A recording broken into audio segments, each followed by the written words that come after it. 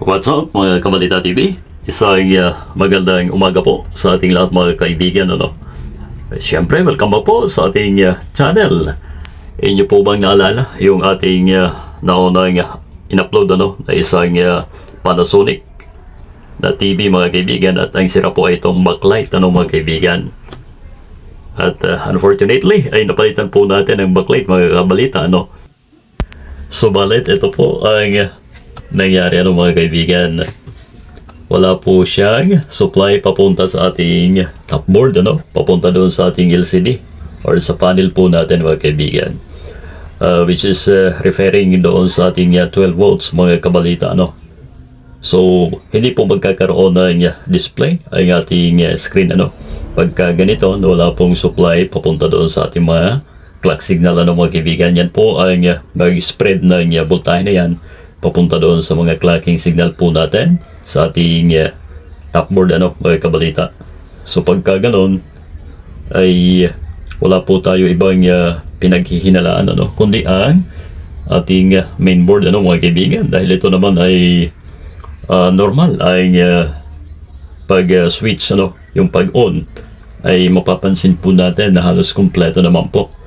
Ang nagka-problema lamang po talaga ay yung sa 12 volts po natin.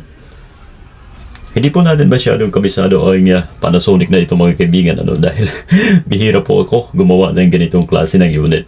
Kaya doon sa mga master nito ay pa-comment na lamang po dyan sa ating ibaba ang problema natin. Baka mas mababa pa ang voltahe nito na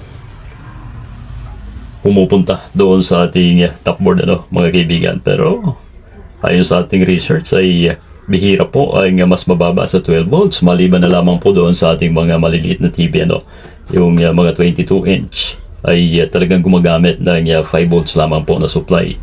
Pero ito ay maring parehas po ng mga TV na ordinary din ang gamit na 12 volts mga kaibigan.